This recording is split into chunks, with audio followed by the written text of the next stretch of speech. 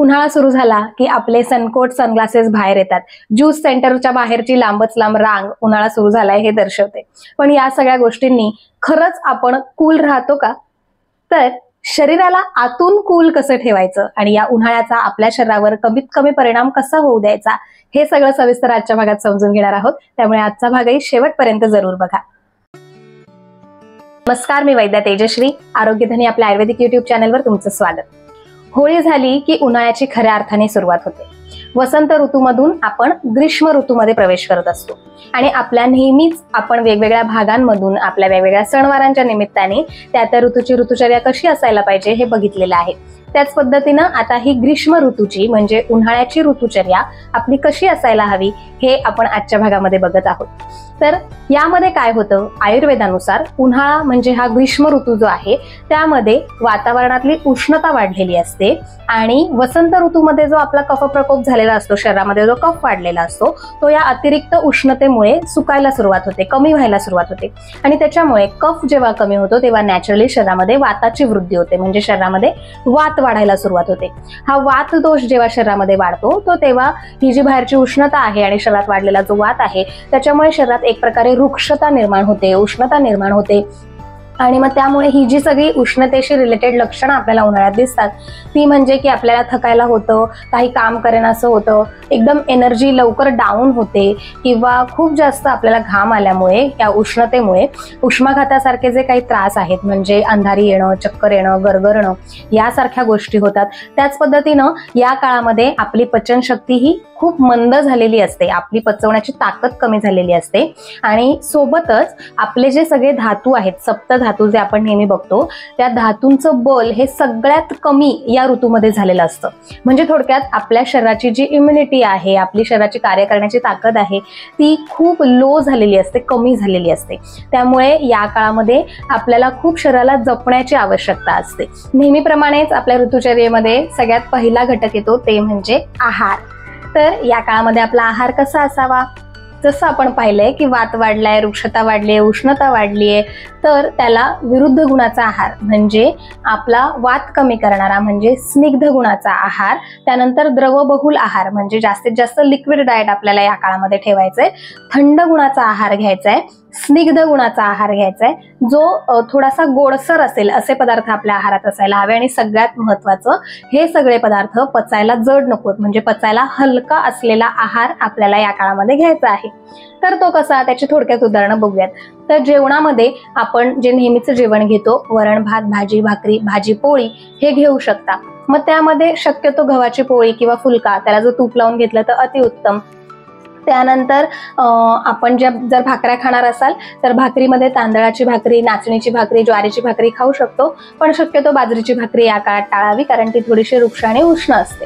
त्यानंतर भात जो करणार आहोत आपण तर जुन्या तांदळाचा भात आणि जो आपण मागे भाताचा व्हिडिओ पाहिलेला आहे की आयडियली भात कसा शिजवायला हवा त्या पद्धतीनं शिजवलेला जो भात आहे तो भात आपण आहारामध्ये ठेवू शकतो. आणि वेगवेगळ्या प्रकारची वरणं, आमट्या किंवा रस्सा भाजी जी आपण म्हणतो तशा पद्धतीच्या भाज्या या काळामध्ये खाव्यात. खूप सुक्या सडसडीत फक्त भाजी भाकरी असा सुका आहार या काळामध्ये शक्यतो ठेवू नये. आता ज्या वेळेस आपण या भाज्या करतोय त्यामध्ये शक्यतो पालेभाज्या टाळाव्यात आणि मोठी कडधान्य जी आहेत, मोड आलेली मोठी कडधान्य या काळामध्ये घेऊ नयेत कारण ती पचायला पुन्हा एकदा जड असतात, शरीरात वात वाढवतात. त्यामुळे ही घेऊ नयेत. कडधान्यांमध्ये तुम्ही मूग आहे, मसूर आहे, छोटी चवळी आहे किंवा मटकी आहे यासारखी मोड न आलेली, फक्त आदल्या रात्री भिजवून दुसऱ्या दिवशी जी शिजवून करतो तशा पद्धतीच्या रस्सा म्हणजे उसळी ज्या असतात त्या तुम्ही आहारात ठेवू शकता. आणि ज्या इतर आपल्या फळभाज्या आहेत त्याही तुम्ही या काळामध्ये खाऊ शकता.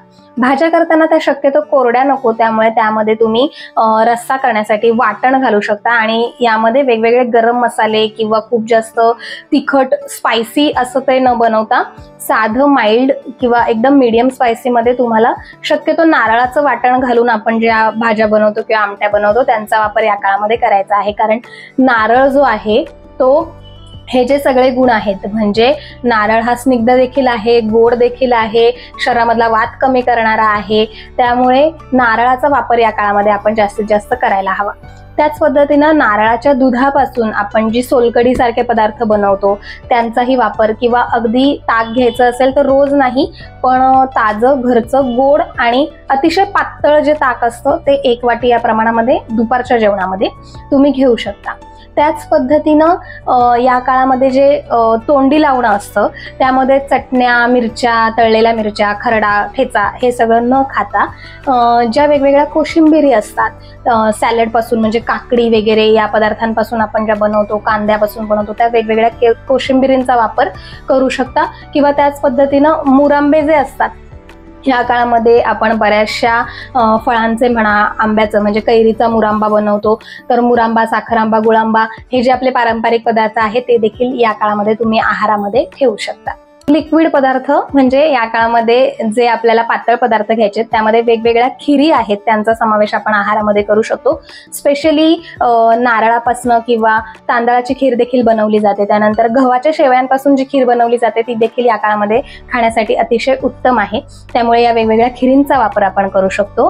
त्याच पद्धतीनं जर तुम्हाला लिक्विड डाएटच आहे तर त्याच्यामध्ये जी वेगवेगळी सरबत आहे तर शक्यतो चहा, कॉफी या काळामध्ये टाळावं, आणि त्यावेळेस चहाच्या वगैरे संध्याकाळच्या वेळेस आपण त्याबदली वेगवेगळ्या फळांचे ज्यूस घेऊ शकतो. ताजे घरी बनवलेली जी फळांची सरबत आहेत, मग त्यामध्ये कैरीचं पन्ह देखील आहे जे आपल्याकडे पारंपरिकरित्या बनवलं जातं या काळामध्ये.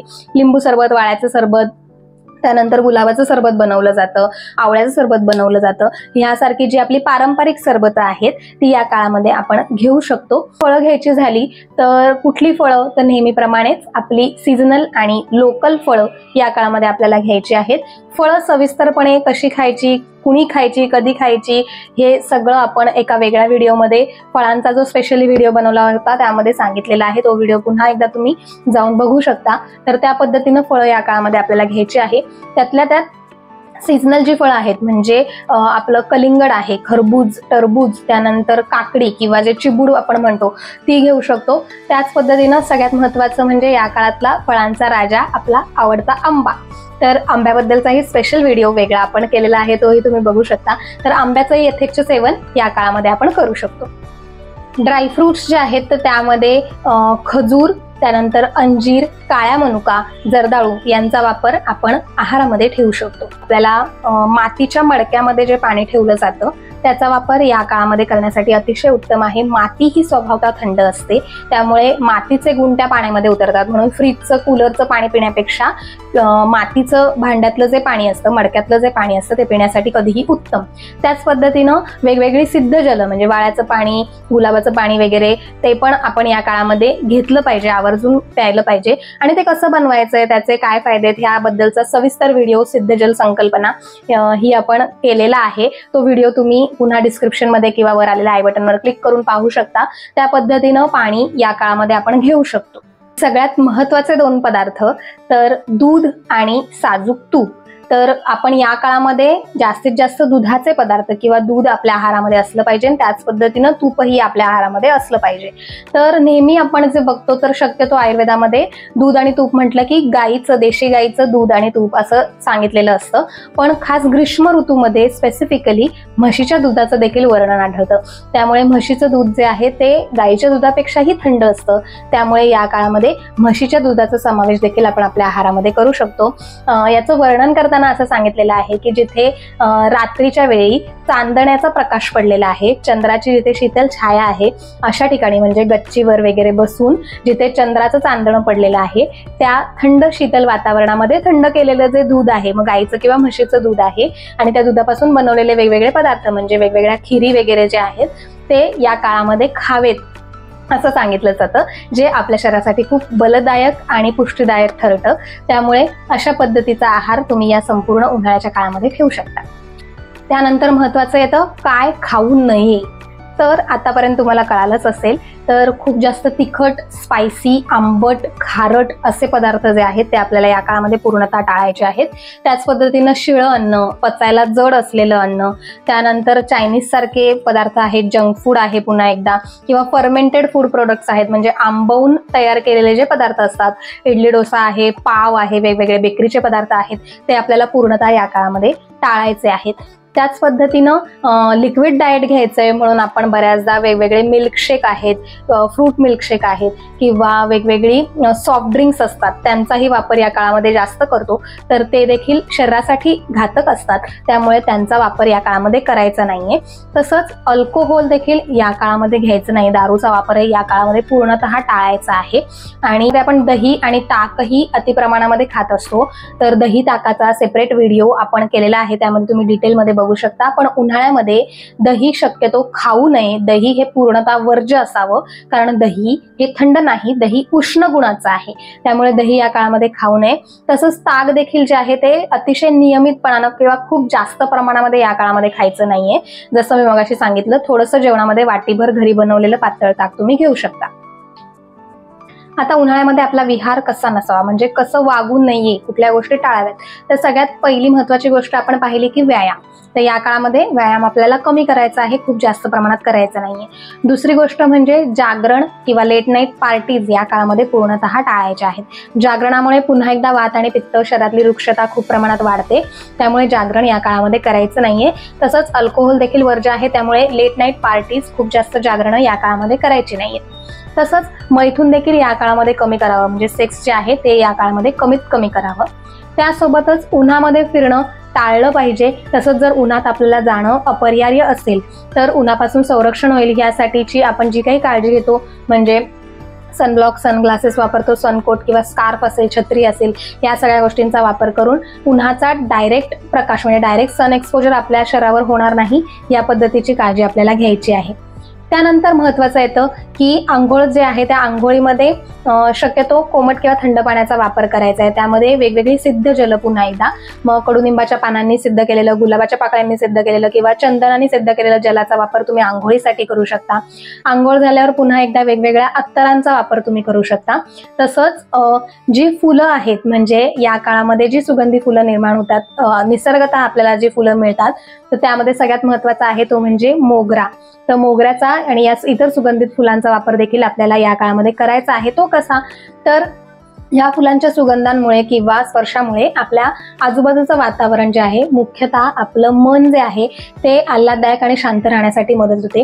तुम्ही विचार केला असेल तर या काळामध्ये उगाचच आपली चिडचिड वाढलेली असते किंवा आपल्याला वैताग खूप जास्त लवकर येतो किंवा मनाला मरगळ एक प्रकारची आलेली असते, तर ती दूर करून आपल्याला ताजंतवानं, आपल्याला रिफ्रेश करण्याचं काम ही फुलं, त्यांचा सुगंध, वेगवेगळे सुगंधित जी अत्तरं आहेत ती करत असतात. नंतर महत्वाचा मुद्दा येतो ते म्हणजे वस्त्र, म्हणजे आपले कपडे या काळामध्ये कसे असावेत. तर आपण सगळेच या काळामध्ये कॉटनला प्रेफरन्स देत असतो, त्यामुळे सुती कॉटनचे कपडे, हलक्या रंगाचे कपडे, खूप जास्त डार्क कपडे आपल्याला घालायचे नाहीये. आणि अंतर्वस्त्र देखील या काळामध्ये आपल्याला थोडीशी लूज, डार्क कलरची न घालता पुन्हा एकदा लाईट कलरची आणि कॉटनची शक्यतो आपल्याला घालायची आहेत.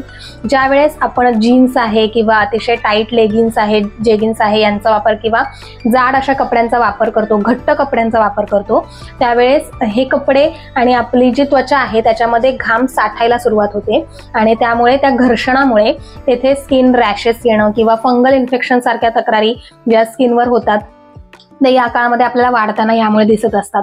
त्यामुळे स्वच्छ धुतलेले थोडेसे सैलसर असे कपडे, कॉटनचे हलक्या रंगाचे कपडे आपल्याला या काळामध्ये परिधान करायचे आहेत. त्याच पद्धतीनं लहान मुलांची दिनचर्या, ऋतुचर्या उन्हाळ्यामध्ये कशी असायला हवी, त्यांची विशेष काही वेगळी काळजी घ्यायला हवी का, तर याबद्दलचा सविस्तर वेगळा व्हिडिओ आपण केलेला आहे.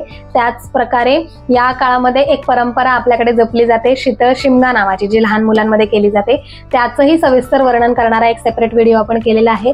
तो बघून तुम्ही लहान मुलांची काळजी या काळात कशी घ्यावी हे देखील पुन्हा एकदा पाहू शकता. तर अशा प्रकारची दिनचर्या, ऋतुचर्या जर आपण फॉलो केली तर या उन्हाळ्यात आपलं शरीर आतून देखील कूल राहण्यासाठी नक्कीच तुम्हाला मदत होऊ शकते.